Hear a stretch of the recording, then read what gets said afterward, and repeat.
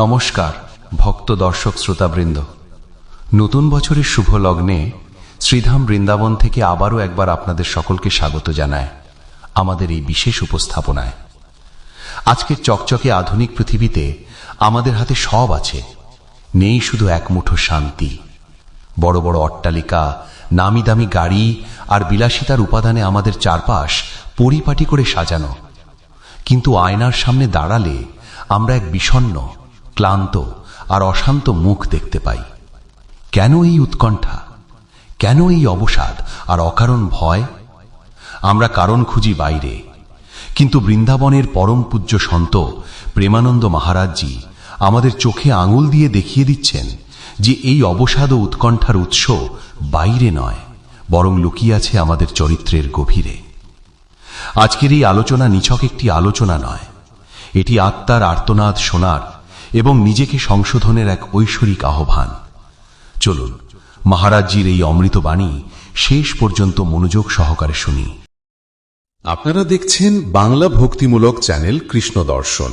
আমাদের পরিবেশনা যদি আপনার ভালো লাগে তবে একটি লাইক দিয়ে এবং সাবস্ক্রাইব করে আমাদের পাশে থাকবেন, কারণ আমরা নিয়মিত এই ধরনের ভক্তিমূলক ভিডিও গোবিন্দের চরণে নিবেদন করে থাকি।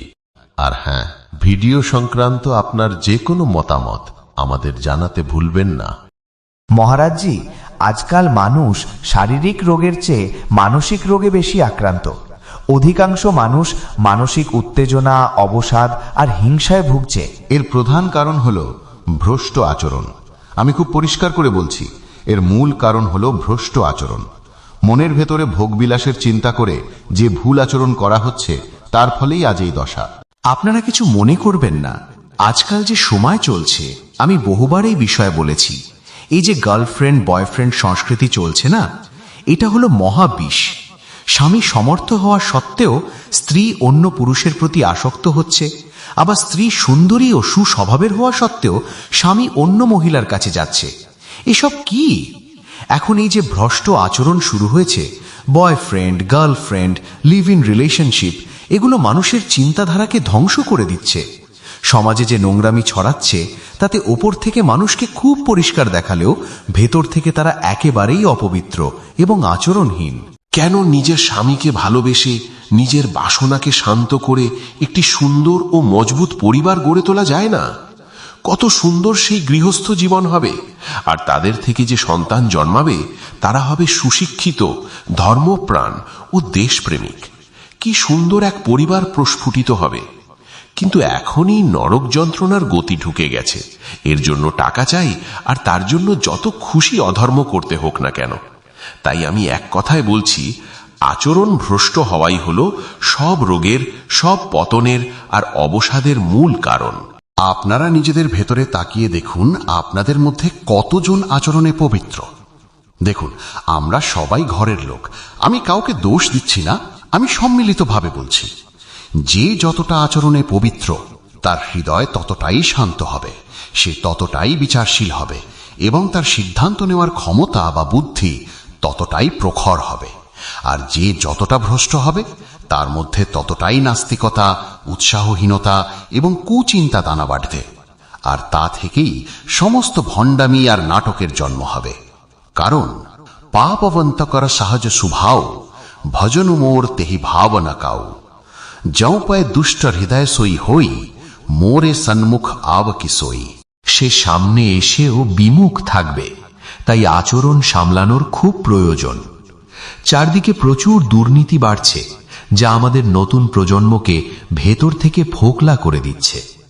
আমি কতবার বলেছি যে যার আজ এই হোটেলের খাবার, কাল ওই হোটেলের খাবার, পরশু সেই হোটেলের খাবার খাওয়ার নেশা লেগে গেছে, সে কখনো ঘরের সাধারণ রান্নায় সন্তুষ্ট থাকতে পারবে না।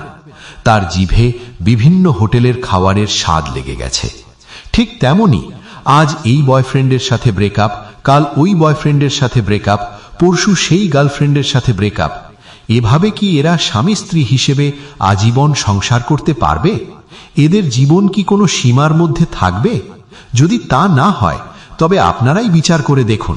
যখন স্বামী দেখে তার স্ত্রী অন্য কারোর গাড়িতে বসে তার গলায় হাত রেখে হাসতে হাসতে যাচ্ছে, বা স্ত্রী যখন দেখে তারই সামনে তার স্বামী অন্য কারোর সাথে আপনিই বলুন, তখন সেই ঘরে কি পরিস্থিতি হবে? তাদের বুদ্ধিতেই বা কি প্রভাব পড়বে? তখন চরম জেদ আর হিংসা জন্মাবে। মানুষ তখন অপরাধ করবে, জেলে যাবে আর নরক ভোগ করবে।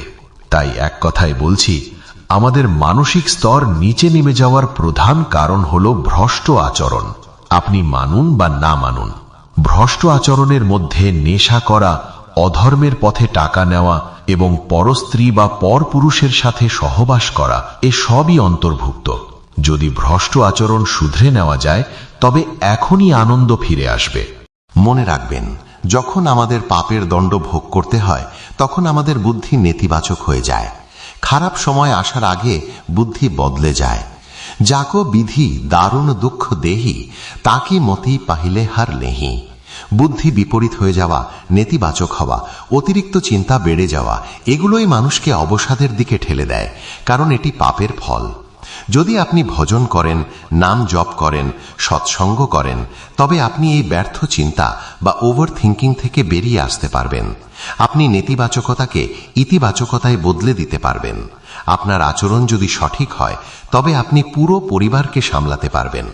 আর না হলে রাগ হিংসা আসবে, কাউকে বিষ দেওয়া বা মেরে ফেলার মতো ঘটনা ঘটবে। এই যা কিছু ঘটছে তার মূলে রয়েছে ভ্রষ্ট আচরণ।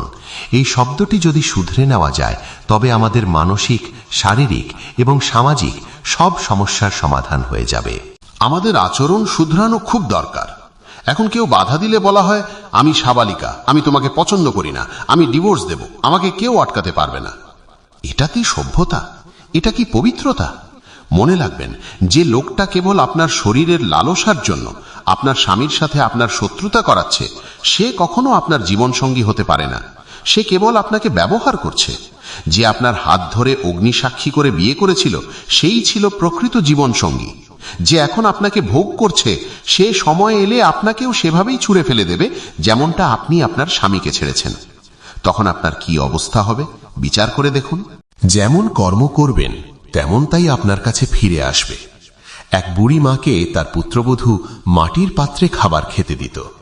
একদিন পাত্রটি তার হাত থেকে পড়ে গেল।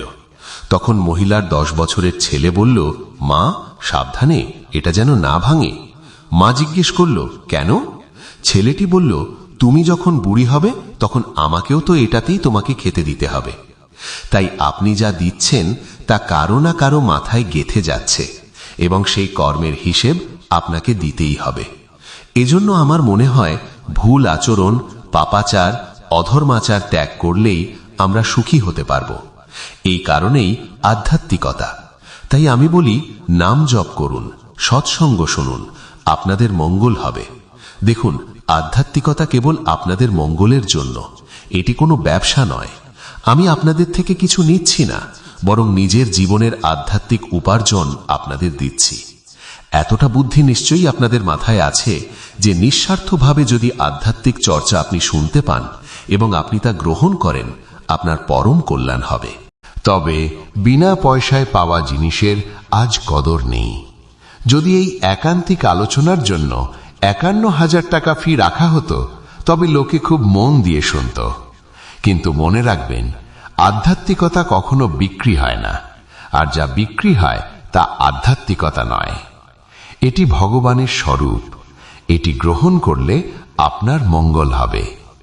আজ আমাদের অনেক যুবক ভাই বোন এটি গ্রহণ করছে, পরিবর্তন আসছে। যখন দেখি যুবকরা রাধা রাধা জপ করছে, তখন খুব ভালো লাগে।